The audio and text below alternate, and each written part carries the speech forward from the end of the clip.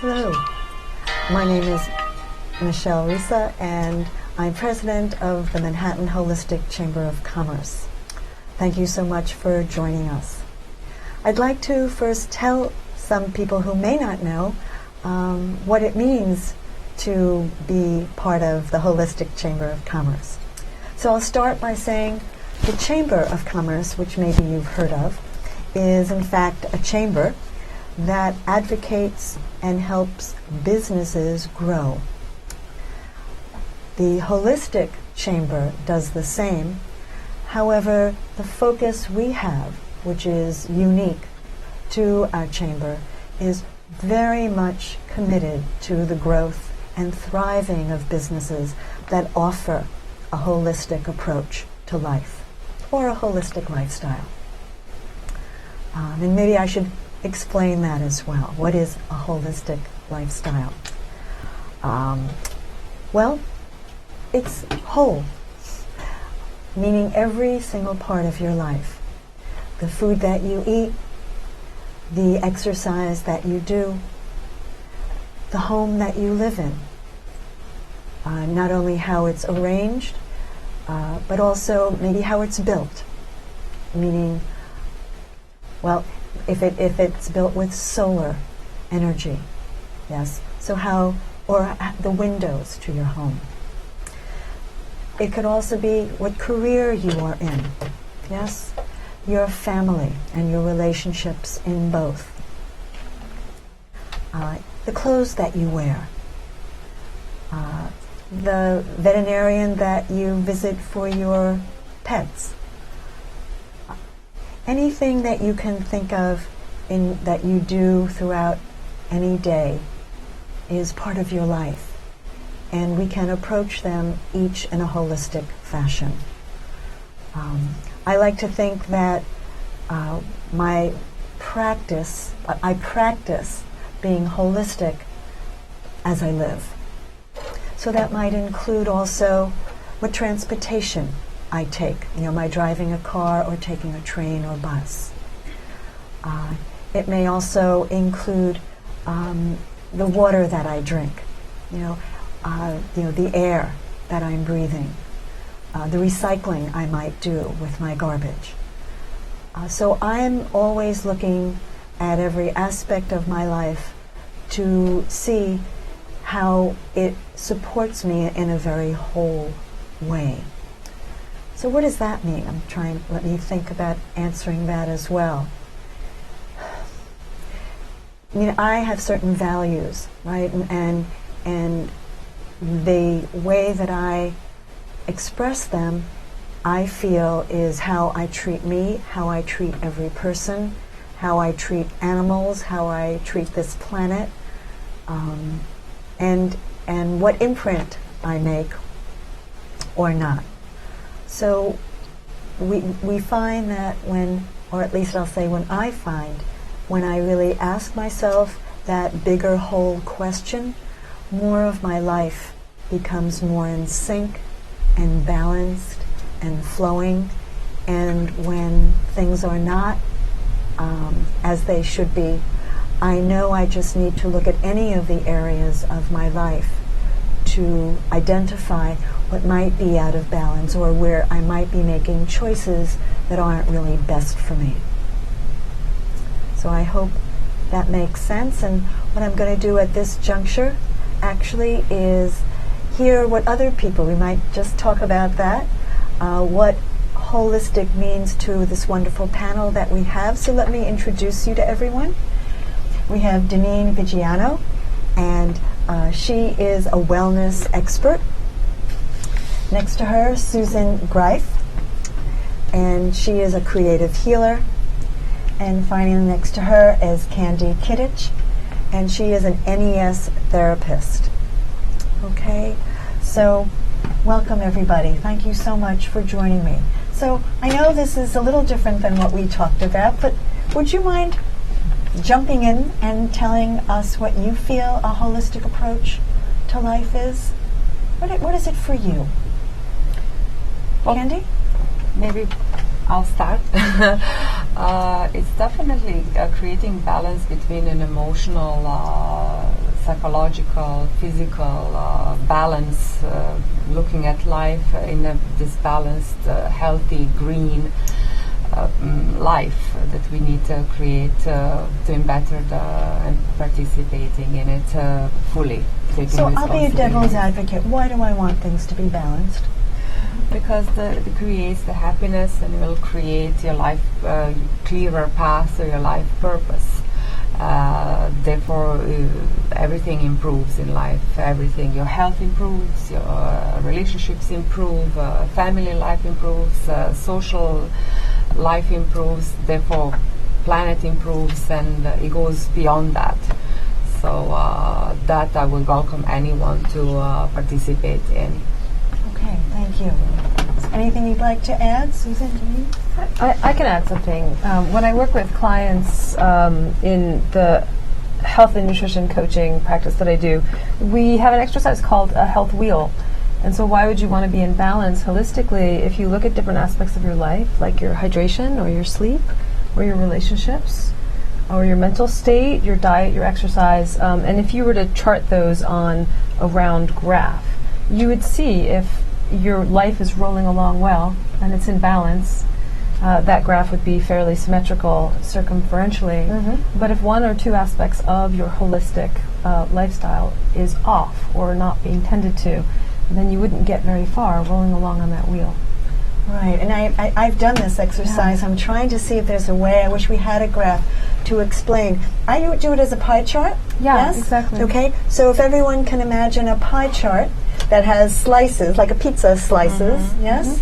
And how close to the hub and or how far out is how engaged you are in that part of your life. Right. So what I hear you say, Deneen, is if I'm really attending to all of them, all the lines, let's just say will be at, I'm just picking a number, 60% or 70%. Right. So that wheel is able to roll.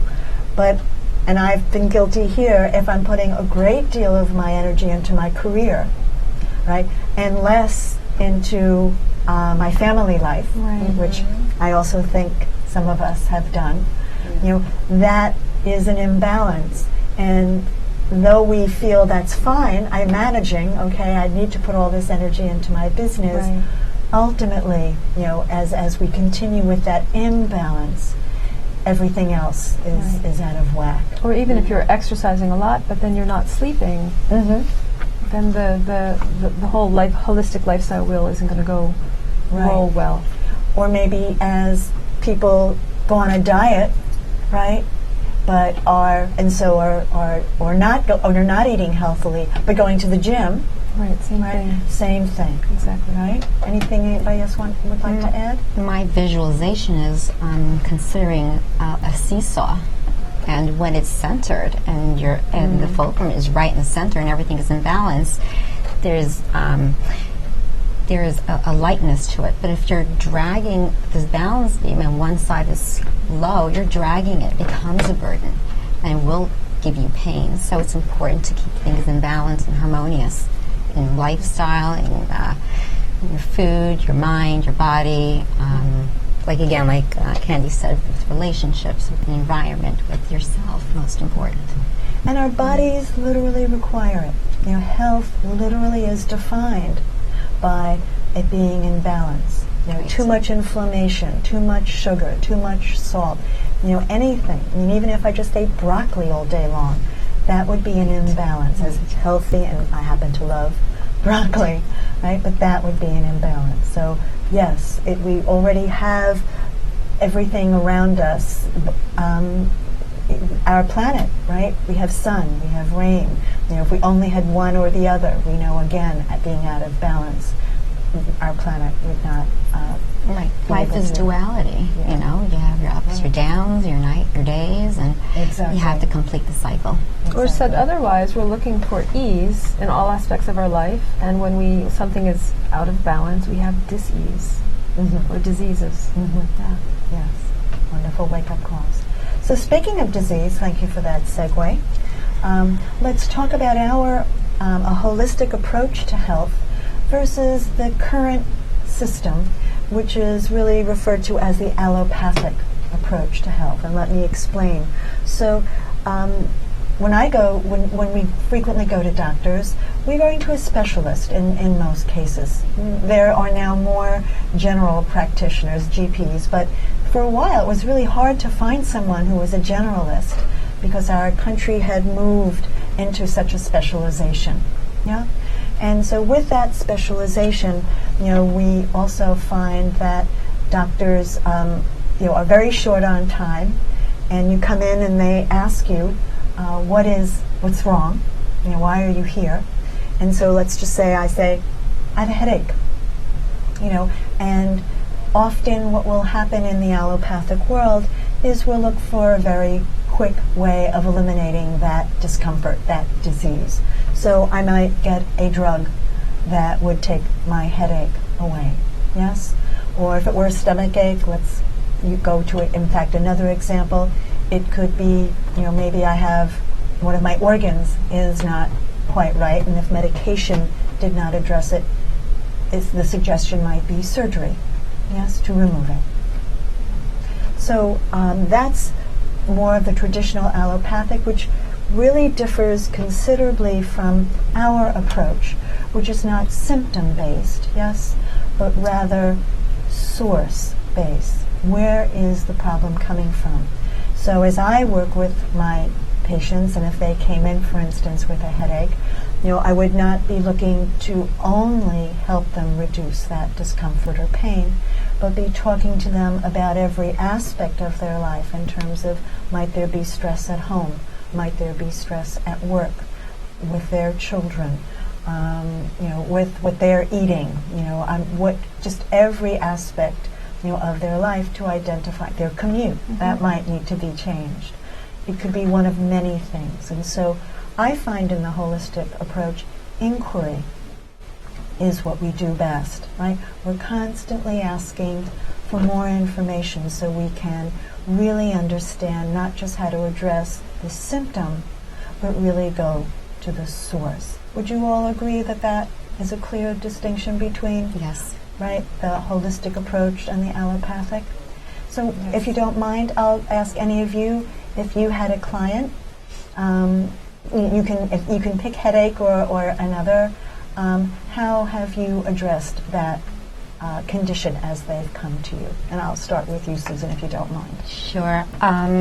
Actually, I did have a client that came in with headaches. I actually use an artistic approach or creative approach, whether it's through drawing or movement or writing, to bring the subconscious to conscious faster, so you can start the healing process quicker. So this woman that I had spoken to, she had grown up in a home where her mother, for her reasons, did not allow her child to ask questions.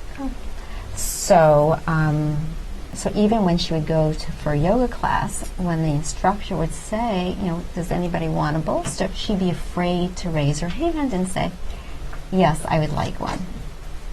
So we decided to go through a drawing, and she created a drawing of the first time she remembers having a migraine headache. Mm. And in this drawing, she's a child in bed, and she draws her pillow around her head.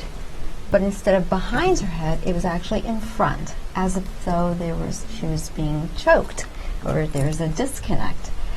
And from that point, we did a body scanning, and where she was blocked again was her throat. So we did a body dialogue, and she came to realize that she is afraid to speak, and she's afraid to ask people because she was afraid of how they would respond. And I actually had her journal and ask everybody, one person a day, a question, ask for a favor, and to keep note on their response to see that it wasn't similar to her mother's response. And in time, her headache was actually relieved because she learned to use her voice. Wonderful story. Yeah, she's wonderful. So, and her migraines are gone. So that's great. Right. Wonderful. Thank you. Anything, Janine? Yeah, I love the story because it just tells so much about how body reacts, or actually how a lot of these symptoms come from like emotional and psychological prints through our life. This emotional shock syndrome is one of the biggest causes of deterioration of the cells. So we spoke a lot. I think you have mentioned in our meetings, how important it is that what science have already proven, and you had a really nice introduction when we meet. So it just tells how these conditions most likely can be repaired when emotional and psychological matters are cleared. And I have lots of experience with that because I work with chronic clients with chronic conditions, pre-surgery and post-surgery, pain management and fatigues. And with our therapy as well, it's nice to see how that ties in, these shocks in the body, emotional belief systems that affect body tremendously through the growing up and the environment. So yes, talking about holistic life. Thank you. I just before I come to hear what you'd like to share, beliefs are just so critical to what we manifest. Thank you, in life, right? Yeah. Because as long as we believe it, whether we're right or whether we're wrong,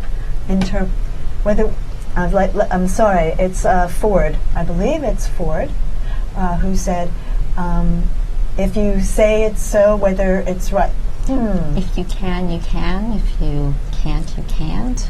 If you will, you will. If you won't, you won't. Right. It was something. And I'm sorry for messing up his quote. And anyone can email me, and I'll give you my email later in the show. It's really, if you believe it, whether yes or no, you will make that so. So if I believe I can't do something, I clearly won't. And if I believe I can, I very much will. And I know we sometimes say, I'm really going to do that, but it's really a talk as opposed to a real deep belief that I know it. And that's the difference, because I think people get confused between that not bravado, but okay, I'm going to go do that, or deep within your heart, you just know that no matter what it takes. And I'll actually go to Kobe Bryant, a basketball player, when he wanted to be an expert three-pointer, that means throwing the ball so it gets 3 points. He practiced 1,300 shoots a day so that he had it. And it was, so I'm adding this component because it's not only, okay, I'm going to be a star. Yes, we need to hold that intention and belief. Right, and practice it. And at the same time, put it into action. It's the muscle memory, sensory memory that we hold within. Right, right. So just wanted to add that. Is there something, would you like to so share? I have some clients frequently that come to me with headaches, and generally what I'll do is I'll ask them about their lifestyle, which will include what do you eat, what do you drink, how much do you sleep, what kind of stress do you have. And then I would look for foods to remove and foods to add that might help a headache. Adding hydration into the diet, certain herbs such as feverfew or willow bark. Essential oils, lavender or peppermint would also help dilate the blood vessels and improve oxygenation to the brain. And then I also use some self-massage techniques. So there's reflexology points on the forehead, and then releasing some muscle trigger points on the suboccipitals in the neck. Okay, wonderful. Thank you. I would like to, since we're talking about things people can do you mind if we just offer some things that people could do to help their brain, that they can actually do right there? Sure. Okay. So, speaking of neuroscience, they're now telling us that the brain functions best when we give it little kind of refresh button pushes. We just refresh the brain for short periods of time, and 60 seconds is what they're saying is really wonderful to stay at peak performance, as well as help us really refresh. So I'll say refresh and peak performance. There's so much more to that. Be more accessible to our intuition, be more creative, solve problems better, be better communicators. So I think sometimes people feel just calming is the only objective, and I just wanted to add that doing this is very, very broad and offers so many benefits. So we'll just give it a try. So see what we can do. We might be out of the camera, but it's all right. You're going to stretch your arms up overhead, all right? And you're just going to pull on your wrist one at a time. I'll do it straight out in front in case my hands are off, but you're ideally doing this overhead. Are we, I can ask, are we out of the camera, our hands? Yeah? Okay. So you want to pull on each wrist, and I want you to start yawning. Yawning brings oxygen to your brain. I find this to be a wonderful pickup, and I know once you start, yeah, and if you can't raise your arms up overhead, you can certainly do it out in front. And now I'm going to ask you to just stroke each arm, right? Get those wonderful chemicals moving. Feels good to me.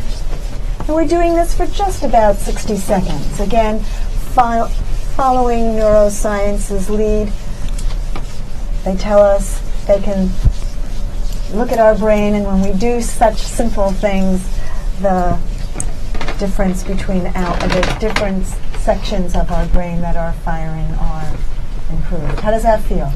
Very good. Very good. Right? Actually, there's a study done for students now, but they want students every half hour to get up and do a quick burst of an energy exercise to help the students longer the days of sitting at your desk twiddling your thumbs. So Right. it's important to do that.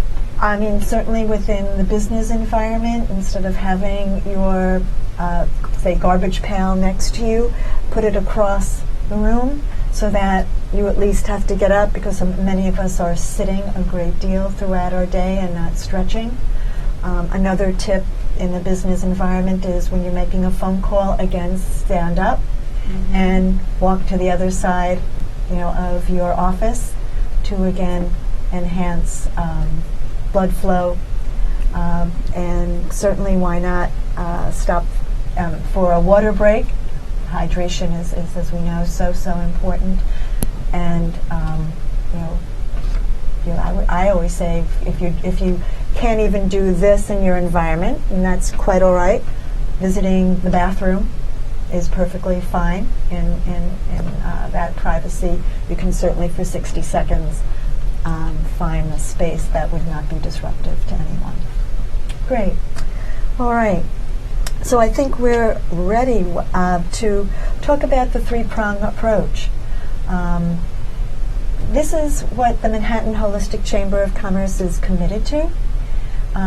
We are holistic, and so we believe we all need to heal personally, to grow professionally, and build community. Right? So heal professionally is what we've just done as an example, and we offer different techniques within each of our meetings, as all of you have experienced. Grow professionally, we're always offering tips, again, that you can use to grow your business, to help some people who may be watching who are in the holistic business. Ideas may be for you to start tracking outcomes. Yeah, we all know that what we do has phenomenal results, phenomenal outcomes, and some people out there truly do not know that. And I think it's up to us to start tracking and getting the word out about what type of results we're having, and we're sharing some of that here. Right. The other tip would be also for any holistic practitioner. Many of us do hourly fees. We meet with people for an hour, hour and a half, and it's based on sometimes the time that we're spending. And a great way to expand business is to develop what we call passive income, and an example of that is video, right? So you can create something that can help your clients while you literally are not investing that time, and share it with obviously many people. So you're not, again, redoing that task again and again, but using video once, you're then allowing many people to reach many people with the same effort, right? I want to speak about building community, and community is how I envision, right, the future of healthcare. Without us all coming together and offering our respective experiences and approaches to health, I feel we really offer less to each of our clients. Right? I can't offer all of what you do. You have those areas of expertise. I have mine, and we really can offer much more as we are able to tell our clients what other options may be perfect for what it is that they need. Yes? So part of our commitment is to literally grow community practices where and have thousands of those community practices all over the city and all over the country, so that again, people can easily begin to approach their health holistically and work with people who have the experience and provide quality results. Yes? So I will just throw it open to you. Anything you'd like to add to our how you feel about our three-prong approach? I have some clients who have been referred to me or who have come to me for help, often for back pain or movement issues or nutrition issues. And part of what I like to tell them is, if I can't help you, I know somebody who can. I have the network of people to refer you out to, because oftentimes people that only go to see their Western medical doctor, they know about chiropractic or maybe they know about acupuncture, but they might not know about all of the wickedly cool things that we all practice, like NES therapy and creative healing, and everybody at the Manhattan Chamber of Commerce has a really unique, many of the members have many unique skill sets. Yes. And so part of the advantage for me of being in the community is expanding my healing network so that I can refer my clients out to other people that are going to help them, because all I want is for people to be empowered to help themselves. Right. And we are including functional doctors or integrative medical doctors so that they too will be part of ours, because we're finding in the year 2015 they need us as much as we need them. Yes, we want them on board and they'll be part of our community or not. I think we're actually, believe it or not, at the end, towards the end of our show. I want to thank you all so much for having this wonderful conversation and sharing this valuable information with our audience. If you're ready to create a financially sustainable and rewarding practice while increasing satisfaction for both you and your clients, come to our next meeting and experience it firsthand. For details, go to holisticchamberofcommerce.com/ManhattanMT.